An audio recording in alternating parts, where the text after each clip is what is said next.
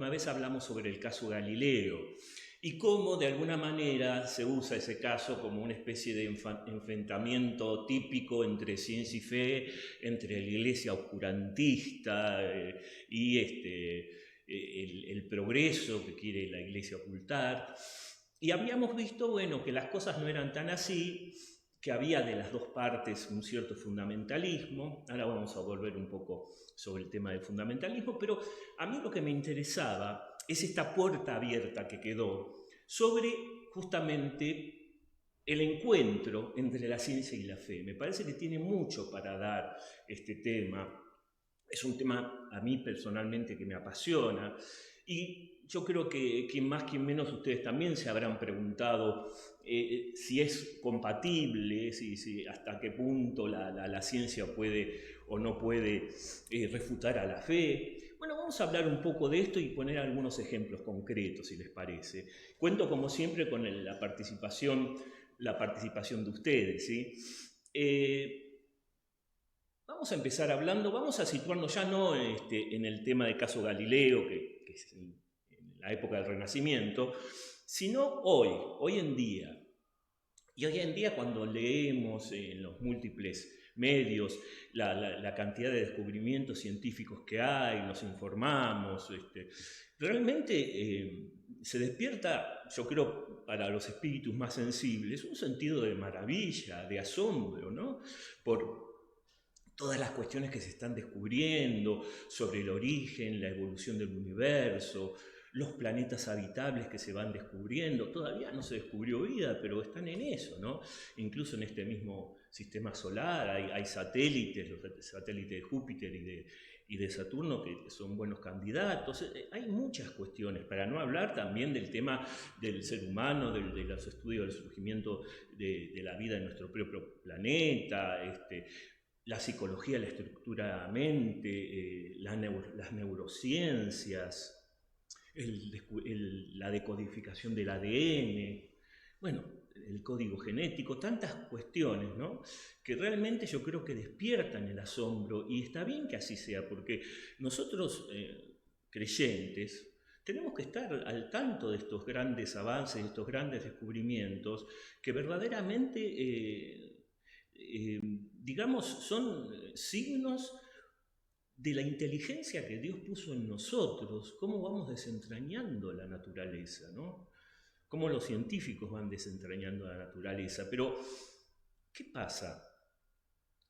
Dijimos que, bueno, esto lo leemos a través de en general no somos científicos especializados, no leemos papers, lo leemos a través de divulgaciones, artículos o de los mismos divulgadores. ¿Qué pasa esto, no? ¿Qué pasa cuando un científico se convierte en divulgador? Muchas veces fascinante, muy meritorio. A lo mejor algunos de ustedes recuerdan a Carl Sagan, la vieja serie Cosmos, ¿no? Realmente fascinante, pero bueno.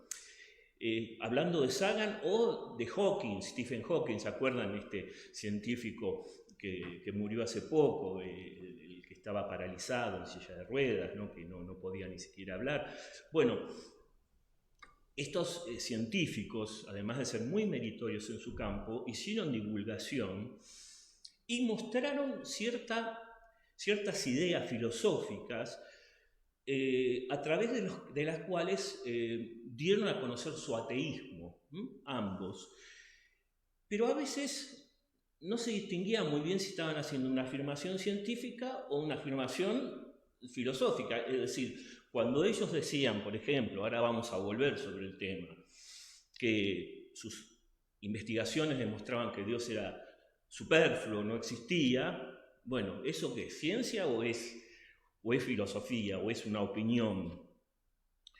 Entonces, eso es una cosa que muchas veces uno ve, ¿no? En muchos científicos o gente que uno habla, ¿no? Que dice que sus teorías son como alternativas racionales a las antiguas y tradicionales explicaciones que daba la fe, que ya no hacen más falta. ¿Por qué? Porque la razón puede ir desentrañando estos misterios, y las grandes preguntas que antes se hacía la teología, la filosofía, ahora las puede responder la ciencia, ¿no? Uno escucha muchas veces eso. Incluso gente que afirma que justamente por eso todos los científicos son ateos, porque en el fondo al hacer su ciencia se dan cuenta que Dios es superfluo para responder estas preguntas. Y no solamente eso, la cuestión se complica porque hoy en día existe un ateísmo militante muy agresivo. A lo mejor ustedes habrán oído hablar de Richard Dawkins, no Stephen Hawking, sino Richard Dawkins, el de El espejismo de Dios. A lo mejor habrán escuchado Richard Dawkins, un zoólogo que es un militante ateo que da discurso, ya no es un divulgador de su ciencia, sino un militante antiteísta, ¿no? Que da continuamente conferencias o incluso a veces debates para demostrar la irracionalidad de la fe, ¿no? Y justamente Richard Dawkins es el que dijo, y cito, ¿no? Que la fe es un mal precisamente porque no requiere justificación ni tolera argumentos. Esto dijo Richard Dawkins. La fe no tolera argumentos, ¿se dan cuenta? Es decir, es la visión de una fe totalmente irracional con la cual no se puede hablar, con la cual no se puede razonar. Por eso es un mal. Otros de esos grandes militantes ateos, no vamos a mencionar todos los nombres, pero tienen opiniones parecidas muy fuertes. Antes los ateos eran, digamos, no había un ateísmo militante tan presente en los medios como hay ahora. Frases como, por ejemplo, que la religión lo emponzoña todo. Estoy leyendo citas textuales. Dios da muerte a todo lo que le hace frente, comenzando por la razón, la inteligencia y la mente crítica. Bueno, y no quiero seguir, pero ven, son todas citas textuales de estos pensadores, de estos militantes ateos, que muestran que en el fondo la fe tiene una total irracionalidad y que hay que de alguna manera despertarse de esa pesadilla, de ese dominio de la irracionalidad, y la ciencia es la que nos va a dar una nueva respuesta para salir de esta tiniebla del oscurantismo, digamos, ¿no? De manera que, bueno, ¿cómo podemos responder ante esto? ¿Cómo puede responder el cristiano ante esto, ¿no? Lo primero que hay que aclarar, me parece, para tratar de discernir mejor con quiénes estamos lidiando, porque obviamente son militantes muy agresivos y que nos interpelan. Lo primero que tenemos que tratar de discernir es desde dónde están hablando. ¿Están hablando como científicos o están hablando desde otra parte y están usando su estatus de científicos, digamos, su reputación de científicos para dar autoridad a sus palabras? Tenemos entonces que hablar de lo que se llama cientificismo, que no es lo mismo que la ciencia, la verdadera ciencia. ¿Y qué es este cientificismo, esta palabrita cientificismo? El cientificismo, a ver, acá de vuelta no estamos hablando desde la fe todavía, estamos hablando desde lo que significa cada disciplina científica y cómo cada disciplina científica tiene que manejarse con sus propias reglas de juego. Bueno, el cientificismo de alguna manera traiciona ese espíritu científico. No estamos hablando, repito, desde la fe, estamos hablando desde las mismas ciencias. Así como vimos antes, ¿se acuerdan del fundamentalismo bíblico? Lo vimos en varias ocasiones, pero ¿se acuerdan que lo que hacía es expresar una especie de idea infantil de la fe, donde no había tarea de interpretación, donde en el fondo había que aferrarse en el texto y no meterse en la época ni en los destinatarios? Pretende que solo existe o tiene sentido lo que tiene demostración científica. Lo que tiene demostración científica, es decir, cuestiones, incluso en el ámbito humano, ¿no? La libertad, el amor, lo gratuito, la poesía, la amistad. A ver, existen como fenómenos que se pueden medir, es qué sé yo, la descarga de adrenalina que tiene un enamorado, la alteración en las ondas de alguien que está, no sé, que está disfrutando de un paisaje y está mirando la belleza de Dios. En el fondo se puede reducir simplemente a una serie de lecturas en su cabecita. Es decir, solo entonces tiene sentido hablar de parámetros, solo tiene sentido hablar de lo tangible, de lo medible, de lo demostrable. Entonces queda fuera todo el mundo de lo espiritual. Y no solamente Dios estoy hablando, ¿no? Incluso gente que no es creyente, pero que disfruta de lo que significa el acontecimiento, como digo, del amor, de la amistad, de leer un poema, de contemplar un paisaje bello y dejarse conmover, una experiencia espiritual. Bueno, para el cientificista solo tiene sentido eso en cuanto que se puede medir, es decir, es profundamente materialista, se dan cuenta, niega a todo el mundo de lo espiritual. Y por supuesto, Dios queda de lado, obviamente, ¿no? De manera que acá hay un racionalismo, fíjense, racionalismo en el sentido de extremo del ejercicio de mi razón, o sea, es una razón que se vuelve omnipotente. Yo soy capaz de dictaminar desde mi pobre perspectiva todo lo que existe. Puedo dictaminarlo, puedo medirlo, puedo tocarlo, puedo demostrarlo, pero fíjense, ¿no? Y acá un ejemplo muy bello, ¿no? Lo que decía Hamlet a su amigo Horacio, ¿no? En esta obra de Shakespeare, ¿no? Dice, hay más cosas, Horacio, en el cielo y en la tierra que en tu filosofía. ¿Qué quiere decir esto? Que hay muchas más cosas en la realidad es mucho más rica que lo que nos puede decir nuestra pobre cabecita. Siempre se nos escapan realidades mucho más profundas que nosotros apenas podemos asomarnos y entender, vislumbrar apenas. Pero el cientificista que cree que él puede clasificar, dominar y explicar absolutamente todo. Nada queda fuera de su razón, y si queda fuera ya lo va a descubrir, lo va a demostrar y lo va a explicar. Es una racionalidad asfixiante, cerrada, a pesar de que se crea que es una persona abierta. Es absolutamente cerrada, ¿se entiende? ¿Por qué? Porque en el fondo está excediendo sus propias disciplinas y está tratando de explicar con una mente omnipotente, que pretende ser omnipotente, absolutamente todo. Fíjense en esto. Una persona puede preguntarse por las grandes preguntas, por supuesto que puede, debe preguntarse por las grandes preguntas. Y un científico también, obviamente. Muchas veces un científico que se encuentra al borde del misterio, esta sensación de maravilla de la cual hablábamos. Pero a ver esta imagen.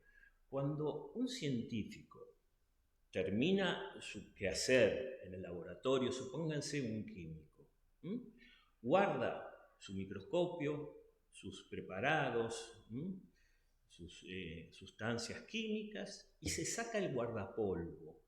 Y cuando enfrenta las grandes cuestiones de la vida, lo hace en cuanto ser humano, que es mucho más amplio que en cuanto científico. El ser humano como tal, especialmente estoy hablando de los científicos, incluye su ser científico, ¿cómo que no? Pero también incluye otras dimensiones del ser humano que no hacen a su ser científico.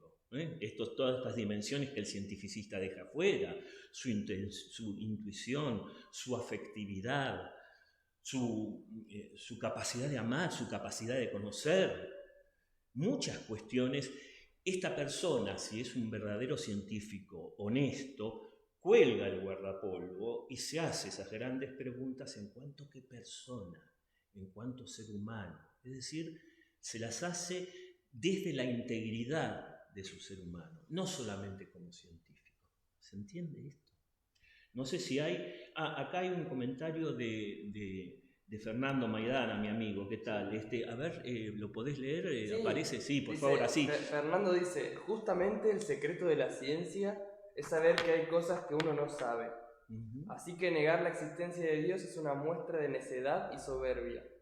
Uno de los defectos más nocivos del científico, lamentablemente muy frecuente, es la soberbia.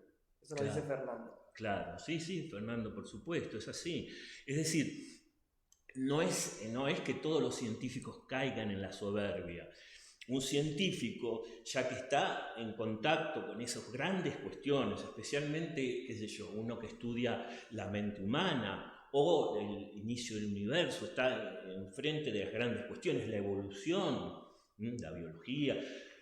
Entonces, por supuesto, así como todos tenemos nuestras propias riesgos, el riesgo específico del científico es caer en la soberbia, es decir, en lugar de admitir que cada vez que se adentra en eso, se está adentrando en un misterio que lo excede, pretende que esa ciencia está ayudándolo a descubrir las verdades últimas y en el fondo se vuelve como alguien, como una especie de Fausto que quiere manejar todo, ¿no? Es un poco eso.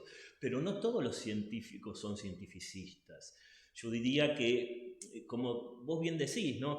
El cientificista es un científico soberbio, un científico que cree que se la creyó, digamos, y cree que con su mente puede salir a la calle con el guardapolvo y con su guardapolvo explicar todo, un poco siguiendo esa imagen, me parece, ¿no? Así que sí, sin duda alguna. Pero bueno, ¿qué es lo que se puede decir ante estos argumentos, ante esta postura cientificista? ¿Se entiende entonces qué quiere decir el cientificismo? O sea, están los verdaderos científicos que son honestos, que saben cuál es la parcela de la realidad que están estudiando con sus instrumentos propios, con sus métodos propios, y que hay otras parcelas de la realidad que ya no les sirven sus instrumentos. Que esas otras parcelas, llamémosle parcelas, pero las grandes cuestiones, tienen que enfrentarlas, pero colgando su guardapolvo, porque lo estamos reprimiendo, no, todo lo contrario. Lo que estamos diciendo desde la misma ciencia es que no se limite a ese científico encerrado en el guardapolvo, que tiene su sentido, pero que se abra a otras realidades que son mucho más ricas que aquello que su ciencia le provee, ¿sí?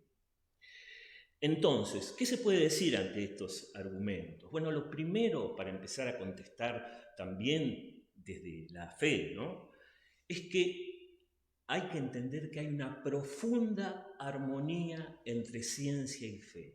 Claro, entre la fe, que no es fundamentalista, que no es ingenua, que no es infantil, sino que tiene una mente crítica, todo lo contrario de lo que decía Dawkins, y la ciencia, una ciencia que no se volvió soberbia, una ciencia que admite sus límites y que investiga y que está llamada a investigar, pero que también es humilde con sus límites.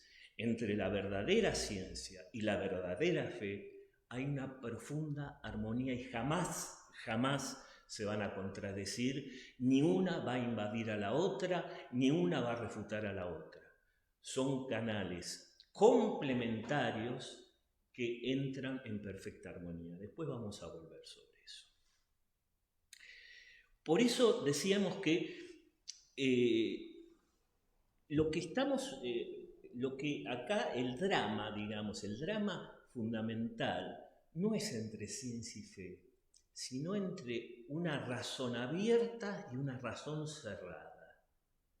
Es decir, la razón cerrada, podemos hablar también del fundamentalista, que tiene una razón cerrada, que se encierra con sus anteojeras y solo toma la Biblia y es todo solo lo que está escrito y no hay trabajo de interpretación. Obviamente es una persona irracional. Pero también tiene una mentalidad cerrada el cientificista, que cree que todo lo puede conocer, que todo lo puede explicar, que todo lo puede dominar.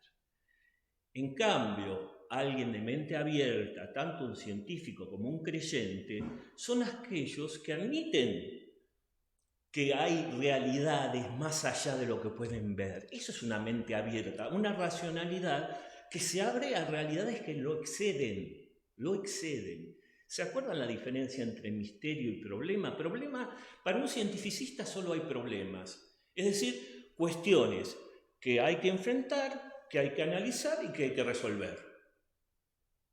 Si no las resolvió todavía, su mente ya las va a desentrañar y las va a agarrar la vuelta para poder resolverlas. En cambio, el sentido del misterio no es algo irracional. El misterio es aquello que me excede. Como persona me excede por los cuatro costados y no puedo domesticar con mi pequeño cerebro. Es algo que se me escapa porque no puedo llegar a explicarlo porque soy un ser limitado, porque tengo que admitir que hay realidades que me trascienden y me desbordan, que voy en camino a descubrir y tratar cada vez más de entender, pero jamás voy a entender de todo algo que me excede. ¿Se entiende? Una vez más, lo de Hamlet. Hay en el cielo y la tierra más cosas que en tu filosofía, Horacio, ¿no? Ese es un poco el tema. Entonces yo creo que aquí está el fundamental dilema entre una razón abierta a esas realidades y una razón cerrada, obcecada o en su racionalismo o en su fundamentalismo. ¿Se entiende esto? Entonces, acá hay un comentario de Coca que llegó también, a ver qué dice. Tengo letra chiquita, así que lo puedo. Coca dice, el científico de mente cerrada corre el riesgo de perder de vista un nuevo fenómeno físico que todos ignoran. Es decir, ese científico se pone límites. Claro. Es decir, se vuelve miope, ¿no es cierto, Coca? O sea, es decir, un científico también en su investigación lo mueve su intuición, lo mueve su sentido de asombro. Es decir, es un poco su combustible, ¿no? Su curiosidad, su sentido de asombro, por supuesto usando sus métodos propios, pero su combustible, su fuego interior es también eso, ¿no? El descubrir esas maravillas y tratar de desentrañarlas. Una persona que de entrada cree que todo es problema que hay que resolver, vive en un mundo árido, en un mundo sin pasión, en un mundo sin afectividad, en un mundo que es matemático, ¿no? Sí, no parece que esa persona estuviera muy animada, ¿no? Porque no cree en la fuerza espiritual que tiene su alma en el fondo, ¿no? Es así, me parece, Coca, sí, sin duda. Entonces, vamos a poner un ejemplo concreto de una postura cientificista y cómo podemos responder ante esto. Fíjense el ejemplo del famoso Big Bang. Es un ejemplo, nada más, ¿no? Ustedes saben que esto del Big Bang es un gran descubrimiento del principio del siglo XX, ¿no? Es decir, se ha descubierto que, al contrario de lo que se creía, porque habíamos hablado en su momento, ¿se acuerdan de la revolución copernicana, de lo que había descubierto Galileo y Copérnico antes, que no es la Tierra la que está en el centro, sino el Sol y los planetas que giran alrededor? Bueno, pero en ese momento se creía todavía que el Sol estaba en el centro del universo, un universo todavía estático. Bueno, en el siglo XX, por ciertos descubrimientos, no vamos a entrar ahora en detalle, se descubrió, perdón, es redundante, ciertos datos de la realidad, ¿no? Hicieron ver que estamos viviendo en un universo que está en expansión, un universo dinámico, un universo que comenzó con esa gran explosión. Ya vamos a ver que hay un sacerdote belga detrás, Georges Lemaitre, que fue fundamental, fue el que primero postuló esto. Estamos viviendo en ese mundo en expansión, ese mundo donde las galaxias se van apartando las unas de las otras, donde no estamos en el centro del universo, sino que estamos en un arrabal de una galaxia entre miles de millones de galaxias. Es un cambio fundamental en la manera de pensar el universo, ¿no? Y bueno, ¿cómo afecta esto, digamos, cuando uno tiene una mirada cientificista? ¿Cómo se deforma este gran descubrimiento? Que, ojo, todos tenemos me parece que enterarnos, indagar sobre esto. Es fascinante que el universo tiene una antigüedad de 13.700 millones de años de antigüedad, que el universo está en expansión, cuándo apareció la vida. Son todas cuestiones absolutamente fascinantes. Bueno, ¿qué pasa con el cientificista cuando toma estos temas? Bueno, uno puede creer que así como esta persona enseña que el Big Bang, que es una realidad prácticamente hoy en día que goza de gran consenso entre todos los cosmólogos, prácticamente está aceptada esta teoría del Big Bang, como la serie, ¿no?, de Big Bang Theory, está prácticamente aceptada. Estos cientificistas postulan de la misma manera que eso demuestra que no hace falta un Dios creador. Y mucha gente, cree que así como estos divulgadores dicen una cosa, afirman con igual autoridad la otra. O sea que hay un Big Bang, sí, por supuesto, sí. ¿Y eso quiere decir que Dios no existe o que no hace falta un Dios creador? Momento. Ahí es donde el cientificista pegó el salto y no avisó que no estaba hablando como científico ahí. Ahí está hablando usando una filosofía concreta, pero no dijo que había cambiado su discurso. Y eso mueve a mucha gente a confusión. Y esto, por ejemplo, lo hizo Carl Sagan, que fue muy, muy meritorio en su momento, ¿no? Murió en el 1996, pero fue un gran astrónomo que con la serie Cosmos, que era una maravilla, hizo un gran aporte. Pero ¿qué pasa? El mismo Carl Sagan, en el libro y después en la serie, decía lo siguiente, y acá es donde el divulgador se convierte en cientificista y a veces nos podemos confundir. Fíjense lo que decía. Preguntaba, ¿qué sucedió antes del Big Bang? Bueno, es corriente responder que Dios creó el universo de la nada, o sea, como un Dios que está ahí al principio creando el universo de la nada según la visión de Carl Sagan. Pero esto no hace más que aplazar la cuestión, sigo citando a Sagan. Si queremos continuar valientemente, subrayo valientemente, con el tema, la pregunta siguiente es, evidentemente, ¿de dónde viene Dios? Es decir, fíjense, está haciendo una filosofía, podemos criticar esa filosofía, pero está con cuestiones filosóficas, ¿de dónde viene Dios? Podemos criticar filosóficamente esa afirmación, pero sin duda es una afirmación filosófica, ya no está hablando de un modelo cosmológico. Y sin embargo, el párrafo anterior nos estaba hablando de ciencia, nos estaba hablando de un universo que comenzó hace 13.700 millones de años y de repente, si nos cambia el registro, nos mueve a confusión a veces. Dice, si decimos que Dios siempre ha existido, sí, está bien, decimos eso, ¿por qué no nos ahorramos un paso? Concluye Sagan, y concluimos que el universo ha existido siempre. Ahí deja la pregunta flotando. Fíjense la idea que tiene Carl Sagan de ese Dios. Es un Dios que en el fondo está compitiendo al principio de la creación con los modelos de la ciencia. O sea, yo pongo a Dios ahí, al comienzo, a ver quién gana. Si el modelo del Big Bang o Dios que está ahí dando cuerda a todo. ¿Se dan cuenta? Es un Dios que no es el Dios cristiano, que no es el Dios cristiano. Está haciendo una caricatura de Dios, está poniendo a Dios al principio, está preguntando, y bueno, ¿pero qué había antes de Dios? Entonces, ¿por qué no nos ahorramos un paso y nos quedamos con los modelos cosmológicos? ¿Se entiende? Es decir, está poniendo a Dios como una especie de Señor que está ahí al comienzo del tiempo, poniendo todo, haciendo, digamos, dando cuerda al universo y que el universo comienza a existir. Y por supuesto, ahí, si Dios es eso que está diciendo Sagan, Por supuesto que tiene que haber un ganador. O es Dios o es el Big Bang, porque están ahí compitiendo en el mismo plano. No hay qué armonía puede haber, o uno u otro. Pero no es esa, repito, la visión que tiene la fe.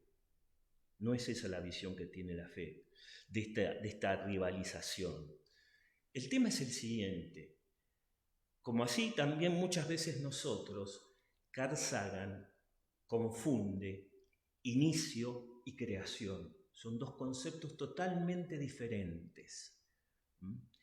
El inicio es lo que estudian los cosmólogos, o sea, existe incluso una disciplina que se llama cosmogonía, que es el inicio del universo, y eso es totalmente científico. La teoría del Big Bang es una teoría científica que vale la pena conocer, como otras teorías alternativas. Estamos hablando estrictamente de ciencia cuando hablamos de Big Bang, Pero si nosotros confundimos ese inicio que están los científicos tratando de ver exactamente qué es ese inicio, donde todo se comenzó, el tiempo, el espacio, la energía, todo comenzó en ese momento singular, es algo fascinante, ¿no? Que incluso tiene fecha. Pero cuando confundo inicio con creación y empiezo a hablar, bueno, pero esta es la creación y acá donde estaba el Dios creador, estoy confundiendo los planos. ¿Por qué? Porque para la fe cristiana, más concretamente para la gran tradición católica, filosófica, tomista, si después quieren ver, Santo Tomás tiene unas ideas sobre la creación realmente excelentes. Esto, crear no significa estar al comienzo dándole cuerda a las cosas. Crear es dar el ser al universo desde la eternidad de Dios. Eso es crear. No es un Dios que hizo algo al comienzo y se fue.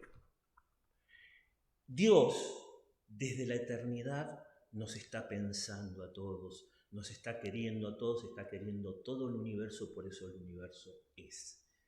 Sea que ese universo haya empezado hace 13.700 millones de años, o sea el modelo que propongan los científicos, los astrofísicos, los cosmólogos.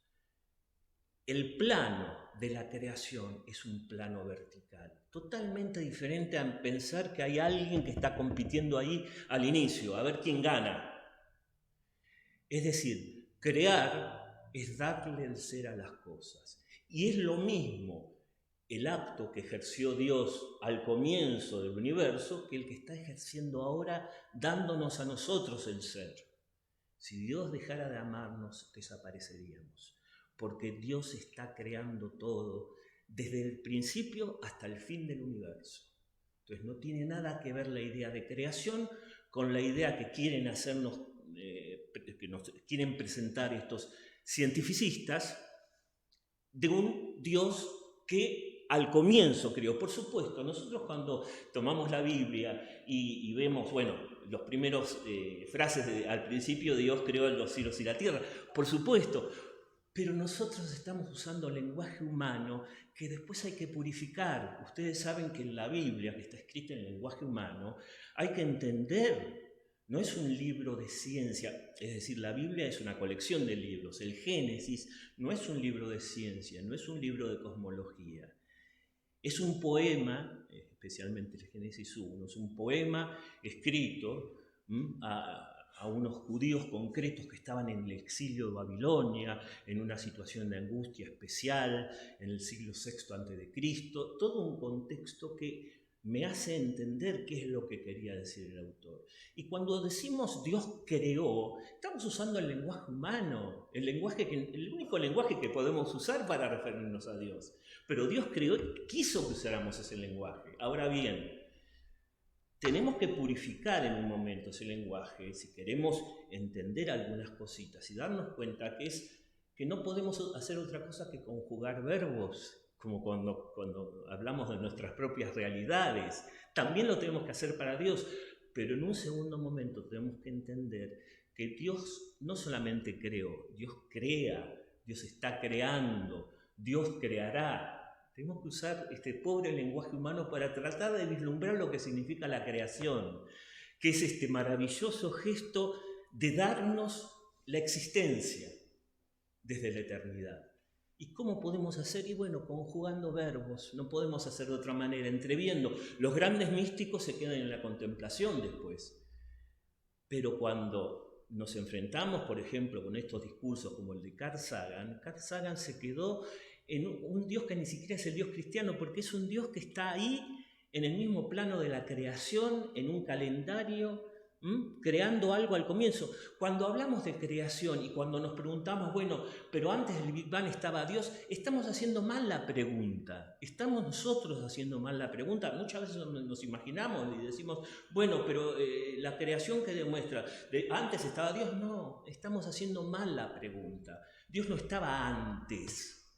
Dios está en la eternidad dando el ser a todo ese universo que tiene una historia. No ubiquemos a Dios antes, porque entonces vamos a estar dándole la razón a Sagan y vamos a estar cayendo en una caricatura. Dios no está ahí. Dios está antes de la eternidad, amándonos y dándonos la consistencia, el ser. ¿Se entiende esto? Por eso hay dos planos. Acá sigue habiendo, otro comentario, uno de Coca y uno de Fernando. Sí. Los dejo descansar de mi voz. Adelante. Coca dice, Aristóteles lo resolvió con sencillez, el motor inmóvil. Sí. Y pregunta, ¿esto sigue siendo válido? No, gracias, Coca, no. ¿Sabes lo que pasa, Coca? Santo Tomás tomó esta idea de motor inmóvil, pero ojo, para Aristóteles el motor inmóvil es un poco lo que dice Carl Sagan. Es como un primer eslabón de la cadena. Después, cuando Santo Tomás tomó a Aristóteles, le dio la trascendencia que yo estoy tratando de explicar. Explicó que el asunto era vertical. Ese primer motor inmóvil de un eslabón en la cadena es lo que en el fondo, gracias por tu comentario porque creo que esclarece mejor, es lo que en el fondo está hablando Carl Sagan. Pero esa no es la visión cristiana. Los griegos no tenían el concepto de creación. Nunca tuvieron el concepto de creación. De manera que sí, hay que purificar esa visión y es lo que hizo Santo Tomás. Y después tenemos... Fernando. Sí. Fernando dice, entiendo que el tiempo, como lo concebimos nosotros, comenzó con la creación del universo. Sí. Hablar de un antes no se vuelve abstracto y preguntar de dónde viene Dios no es simplemente absurdo. Claro. El tema es el siguiente. El tiempo es una propiedad del universo. Antes no tiene sentido porque los cosmólogos hablan de una especie de singularidad en el comienzo, donde no había un antes. Pero lo que pasa es que acá Sagan está usando un poco intencionadamente la pregunta, porque muchas veces son los mismos cristianos los que se preguntan por el antes, no los científicos. Los científicos saben que hay una singularidad y hay otros modelos, pero no importa. Muchas veces somos nosotros los que decimos, pero antes ¿qué había? Entonces Sagan toma esa pregunta que en el fondo no es una pregunta adecuada para tratar de refutarla. Por supuesto que es un absurdo preguntarse por el antes, pero es un absurdo también para nosotros que sabemos que Dios es trascendente. Entonces yo creo que por ahí viene un poco el tema. De manera que bueno, lo que decimos es que hay como una armonía entre los dos planos. El plano horizontal, que es el plano físico, el plano que estudian los científicos y que tienen que descubrir los científicos, desentrañar los científicos, que habla del inicio y que funciona ahí la ciencia rectamente ejercida. Y el plano vertical, donde sabemos que Dios desde la eternidad, lo sabemos por la fe, pero también hay caminos de la razón, otra vez tal vez podamos hablar de eso, que alude justamente a este acto por el cual Dios sostiene el universo. Entonces hay una armonía entre los dos planos. Y me gusta una analogía, una comparación que quería compartirles. Nosotros vivimos en un mundo de 3 dimensiones más la dimensión temporal. Recuerdan esto, ¿no?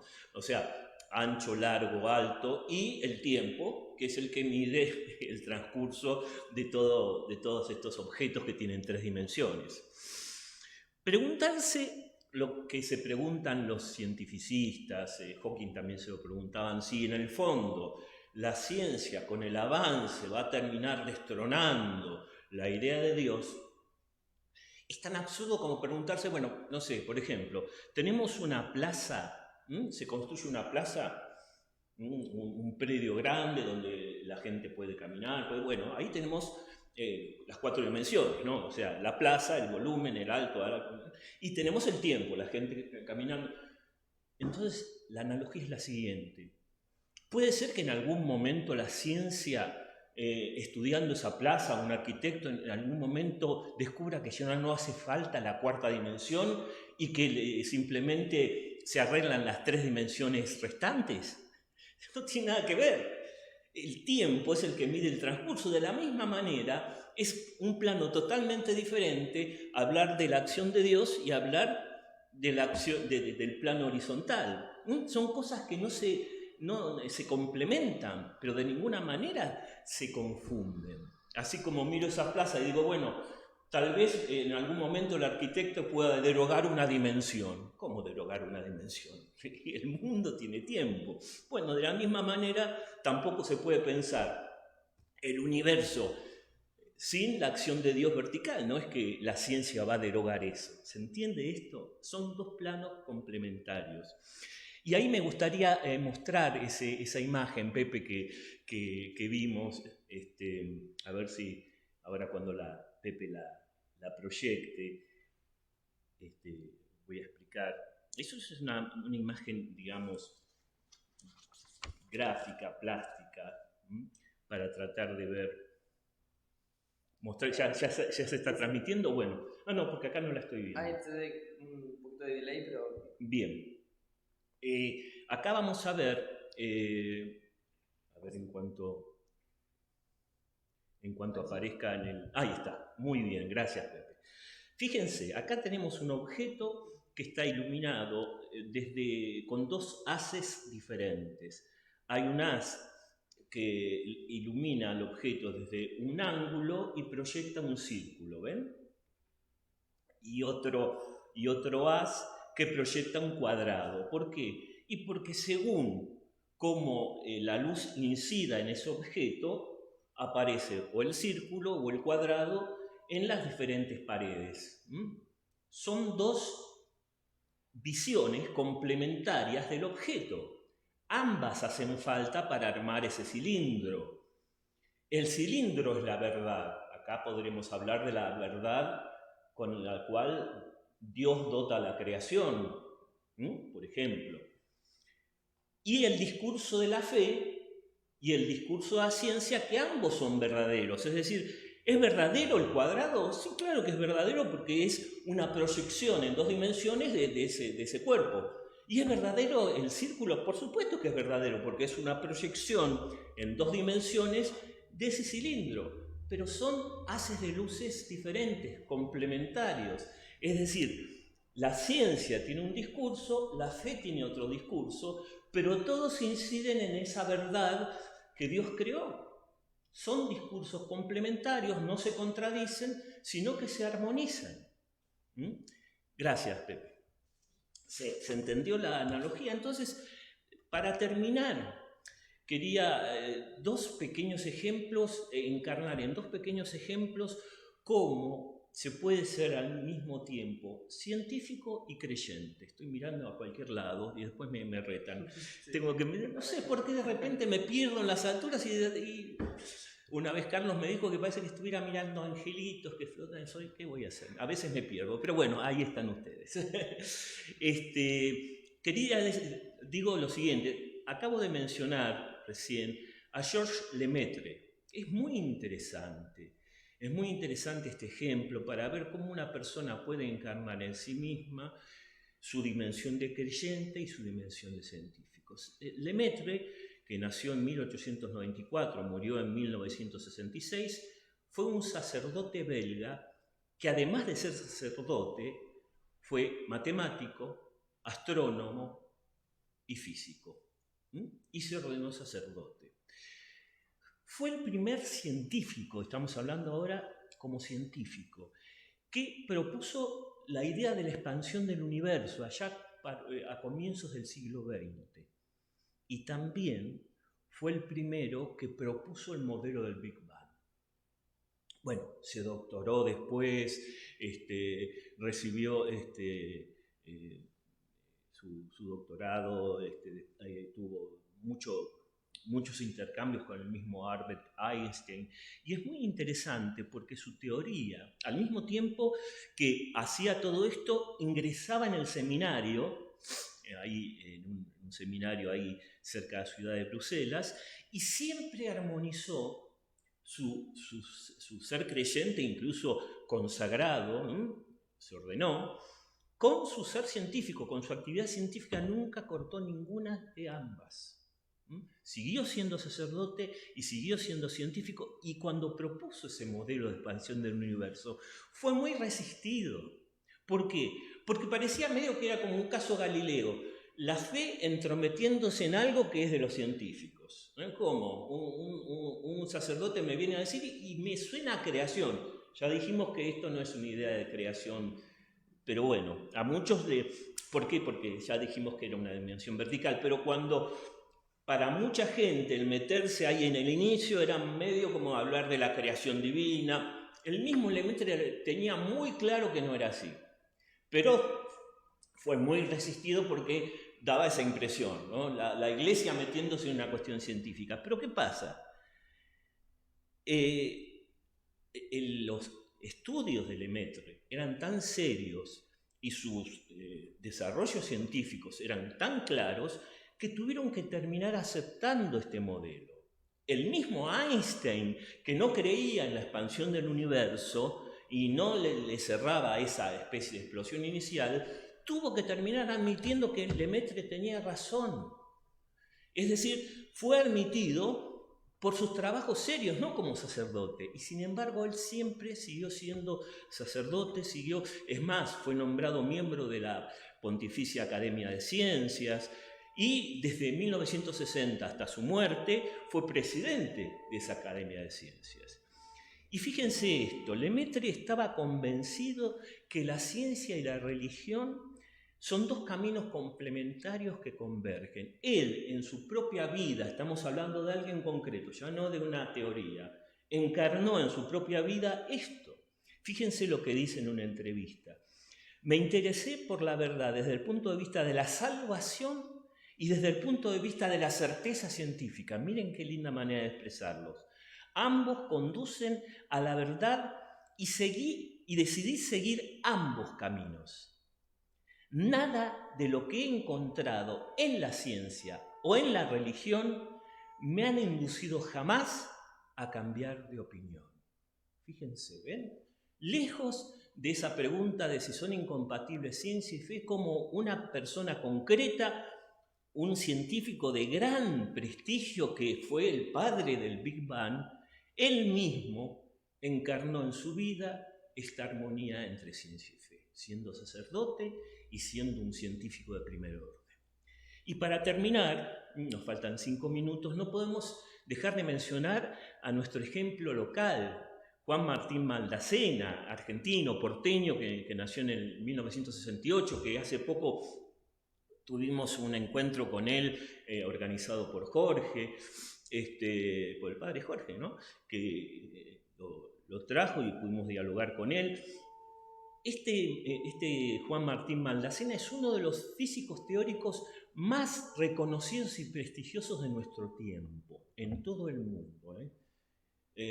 Varias veces, o sea, fue candidato al Nobel, es una persona sumamente conocida, estuvo en Princeton, en Harvard, fue uno de los científicos más jóvenes en admitido, es profesor titular en Harvard, una universidad de ese prestigio, ¿no?